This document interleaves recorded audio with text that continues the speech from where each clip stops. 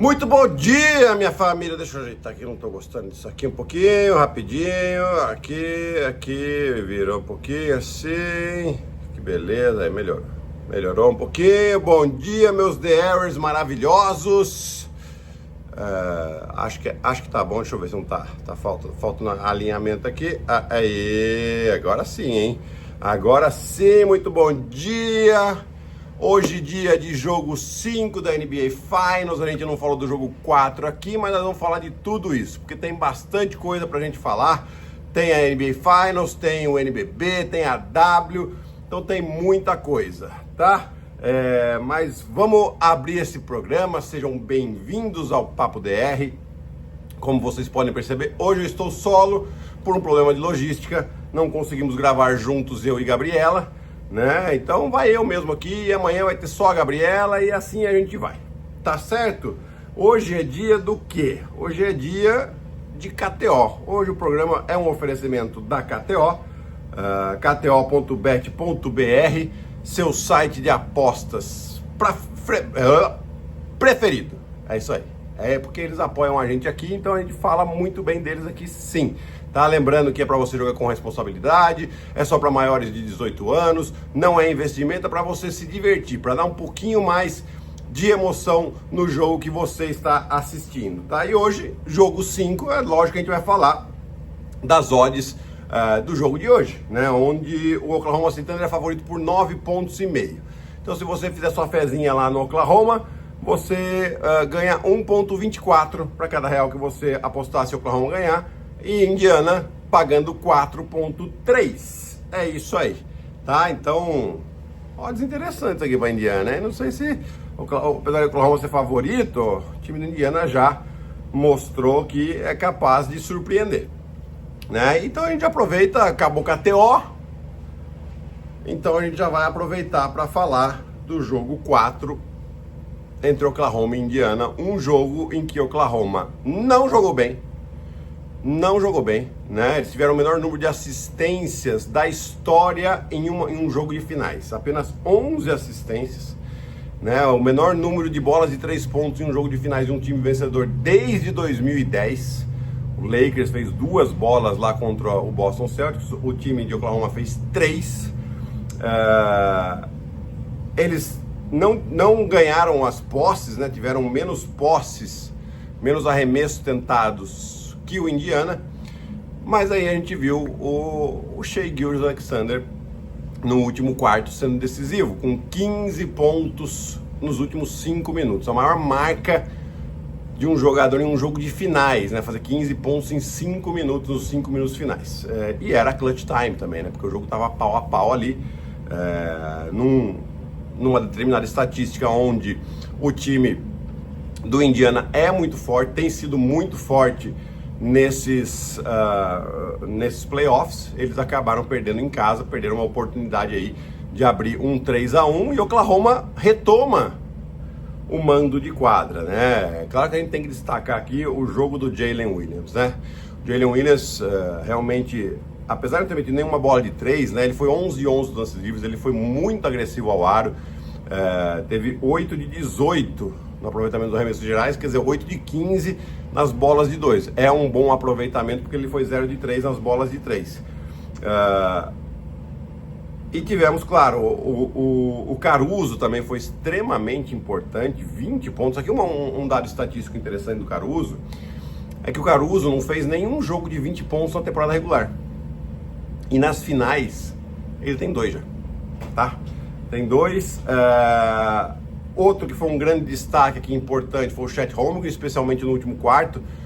Ele terminou com 14 pontos e 15 rebotes. Mas foram 6 desses 14 e 15, 6 pontos e 6 rebotes foram só no último quarto, dos quais 3 rebotes ofensivos importantíssimos, né? Então você vai somando todas essas coisas, esses números do último quarto aqui foram fundamentais para Oklahoma, né? Então, um baita jogo, Indiana, aqui a gente conversando, né, até depois do jogo aqui, entre a gente, entre o pessoal da imprensa, todo mundo achando que Indiana não fosse ter forças, né, para se recuperar dessa pancada, de perder esse jogo, que era um jogo que estava muito para eles, né? Eles ficaram à frente praticamente 3/4 inteiros do jogo aqui, e depois não conseguiram fechar, né? O Siakam, que terminou com 20 pontos no jogo, ele fez esses 20 pontos nos 3 primeiros quartos, ele não pontuou no último quarto. Até tive essa oportunidade de perguntar isso pro Rick Carlisle, né? E ele foi muito gentil assim na resposta, e assim, ele, né, não fugiu. Ele falou: realmente a gente tem que ser melhor, tem que achar uma maneira de envolver, não só para que ele tenha arremessos, mas que ele fosse envolvido no jogo, né? Eu acho que isso que era importante aqui para eles.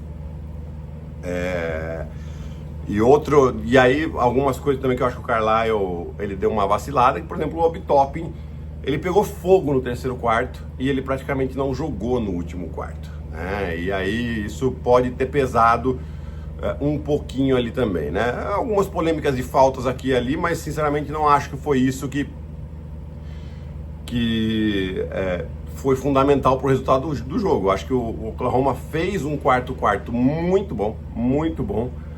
E jogo de basquete é isso. Jogo de basquete você se decide no último quarto, geralmente, né? Na grande maioria dos casos. Agora, que eu falava aqui um pouquinho, assistindo ao treino de ontem,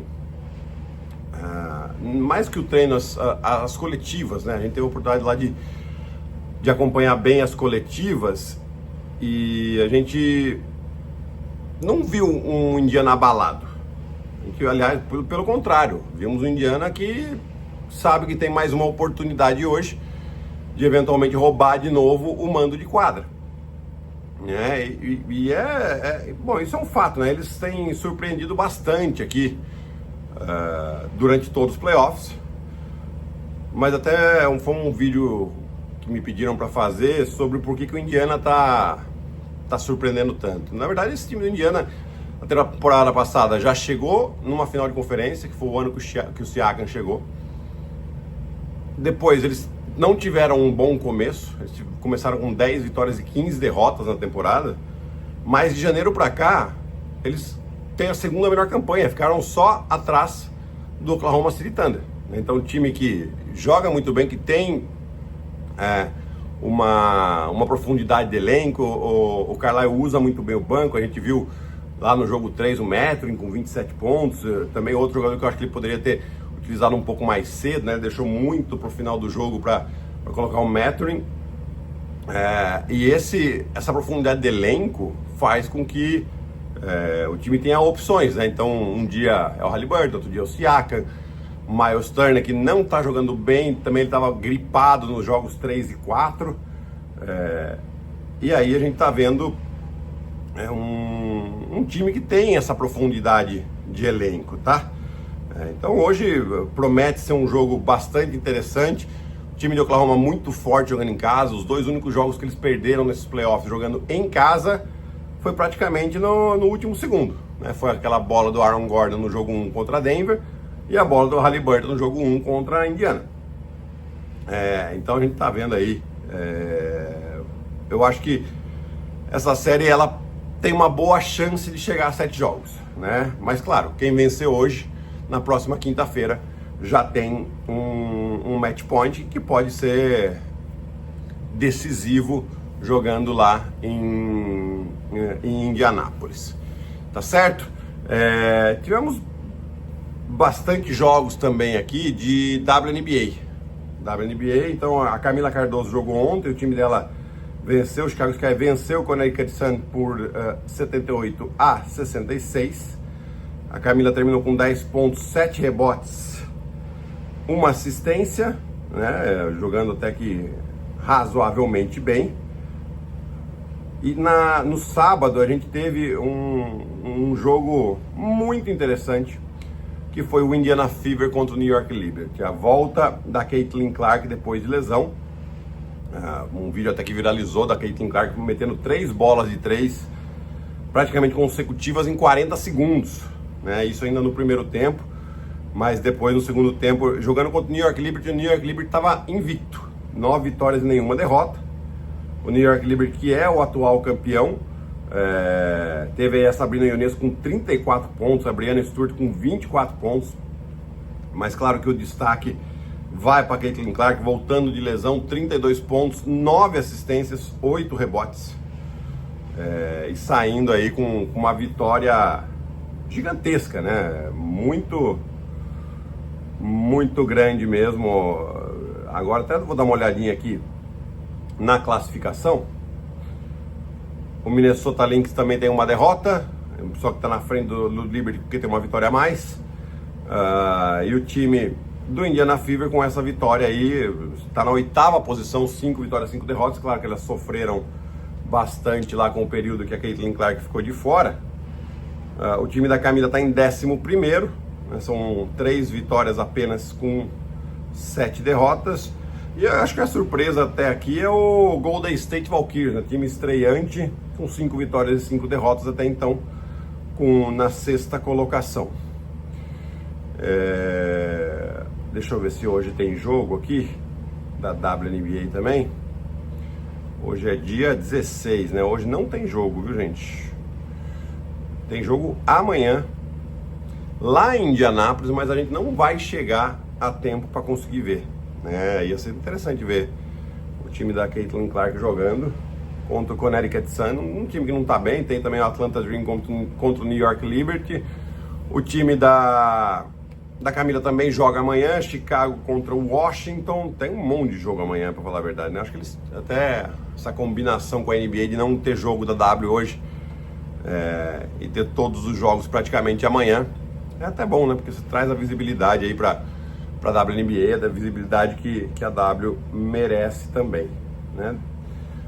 Deixa eu ver o que mais que eu tenho aqui de... gente, como é que eu ia esquecer disso, né? Aconteceu uma troca ontem entre Memphis Grizzlies e Orlando Magic, né? O Memphis Grizzlies mandou Desmond Bane para Orlando Magic pelo Kentavious Caldwell-Pope, Cole Anthony e 4 escolhas de primeira rodada. E um swap de uma primeira rodada também, né? O swap é quando você troca as escolhas se for interessante, né? Se o time tem o direito de escolha ali.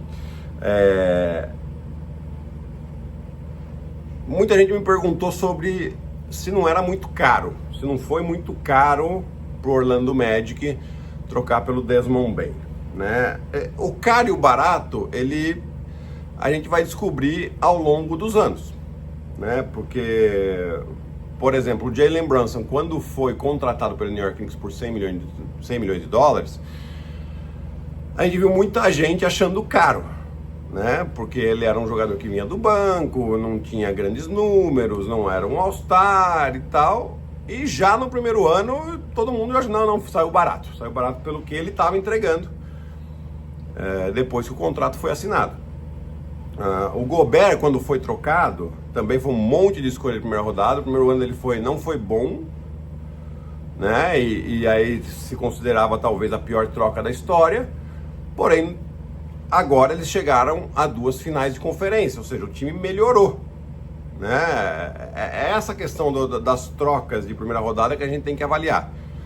Porque quando você abre mão de tantas escolhas de primeira rodada, você está buscando o resultado, né, uma evolução do time rápida, né?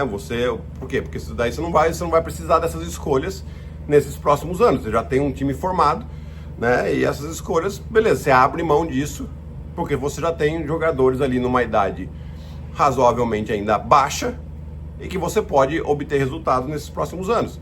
Então, a troca do Gobert já não é tão ruim assim, né? Nem acho que seja ruim, porque ele realmente, inclusive, foi defensor do ano jogando por Minnesota.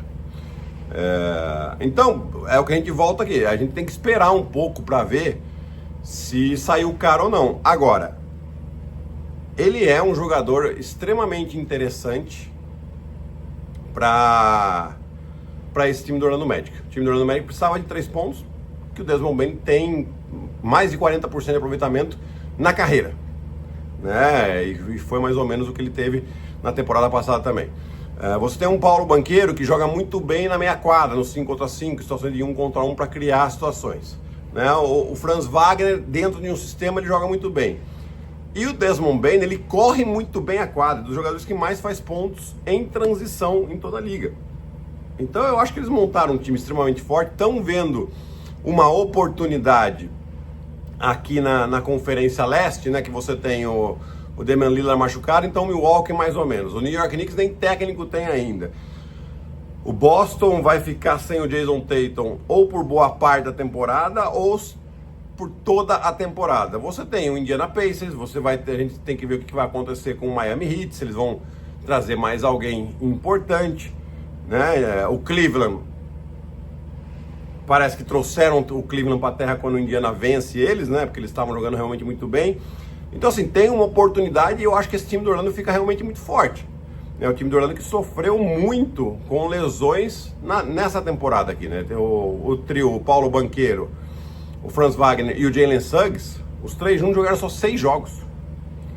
Né? Então se eles se mantiverem saudáveis, com o Desmond Bane no time, o Wendell Carter que fez uma boa temporada, e eles ainda têm bons jogadores no banco, né? Como o Jonathan Isaac, o Anthony Black, você tem o Mo Wagner, que estava fazendo uma boa temporada até se lesionar, Goga Bitadze, né? Não estou falando de craques, estou falando de jogadores de rotação.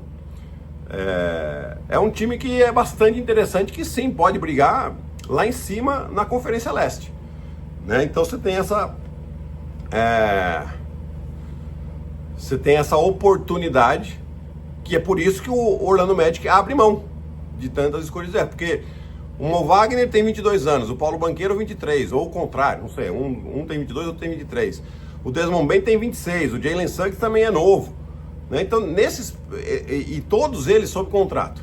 Todos eles sob contrato. Então, você vai ter, por 3, 4 anos, os próximos 3, 4 anos, essa vai ser a base do time. Né? Então, você não vai precisar, né, desesperado, não, preciso de uma escolha de draft para mudar a minha franquia. Não, você já tem os jogadores.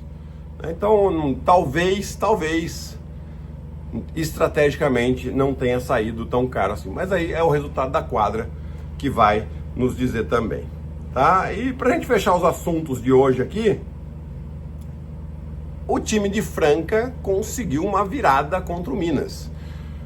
Depois de perder a primeira em casa das finais do NBB, já tinha vencido o jogo 2, tinha empatado a série, e no jogo 3 eles foram de novo em Belo Horizonte e venceram o time do Minas, com destaque aqui pro... Não, peraí que eu tô no jogo errado aqui. Deixa eu achar o jogo certo, que é esse aqui. E aí ia falar a estatística do jogo 2, né? Aí não dá certo. Né? Destaque dessa vez foi o Jorginho, com 21 pontos, 6 rebotes, 3 assistências. O David Jackson com 17, quer dizer... 5 jogadores com 10 ou mais pontos pro time de Franca. O Didi terminou com 16, Corvalan com 14, o Wesley com 10... E assim, agora, nessa próxima quarta-feira, o time de Franca pode conquistar o seu 4º título seguido, né? O atual tricampeão do NBB, apesar de ter oscilado bastante na fase de classificação, mostrando que tem um poder de decisão muito grande aqui o time francano, né? Tem a experiência para eventualmente conquistar esse título, e agora do lado da sua torcida pode conquistar mais um NBB. Tá? Então vamos ficar de olho também aí no NBB. Agora vamos dar uma procuradinha aqui, que eu vou dar uma olhada nos comentários da última live que a gente fez, que foi na sexta-feira, né? Eu cliquei no botão errado, aquela bagunça, sabe como é que é, né? Mas vamos lá. O Leocádio, para ajudar o Gui: Gabi, no panteão das superestrelas da NBA entendo haver um pódio, tal qual os Jogos Olímpicos, ouro, prata, bronze. MJ ouro e demais as prateleiras prata, LeBron, Curry, Jokic e bronze. Doncic, Siakam, Haliburton se ganharam o anel. Boa aqui, um bom critério para colocar, né? O Paulo Fernandes achava que o Indiana ia abrir 3-1 no jogo 4, perdeu realmente uma oportunidade. Jefferson Lacerda, fala da Modiz. Hoje o KC vai amassar o Indiana e vai devolver o bom senso pra geral. Gabi, mineiros falam Belo Horizonte. Não, falam Belo Horizonte, tudo junto, não Belzonte. Ari, ninguém nunca falou Belzonte? Mas é mais bonitinho. Ah, eu gosto de Belzonte, vou falar Belzonte. Tô nem aí.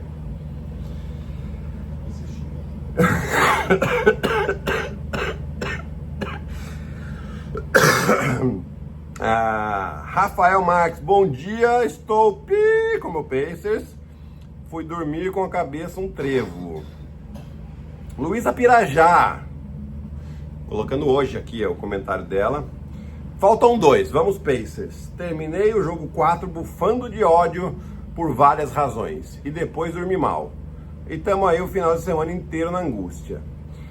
Hoje eu acordei antes das 5 e vou andar o dia inteiro. Chances são de capotar de exaustão no jogo, o que já deu sorte algumas vezes.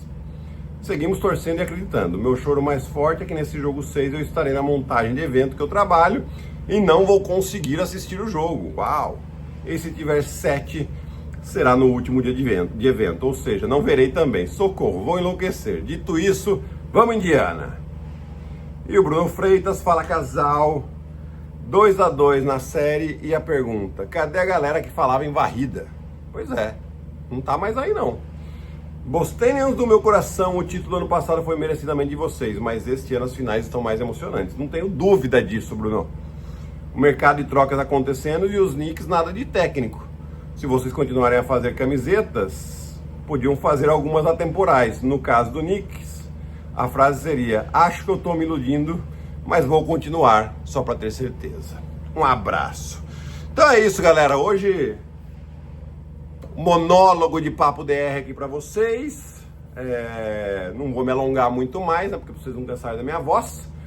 E amanhã tem a Gabriela aqui, que a Gabriela sabe que o talento dela é muito melhor que o meu de falar, né? Então tá, com a Gabriela vocês voam muito mais. Porque ela fica aqui sim, né, um tempão com vocês, né? Então tá bom, hoje jogo 5, deixe seus palpites aqui pra ver quem ganha hoje, que amanhã a Gabriela lê tudo pra vocês, tá bom? Um beijo, tchau!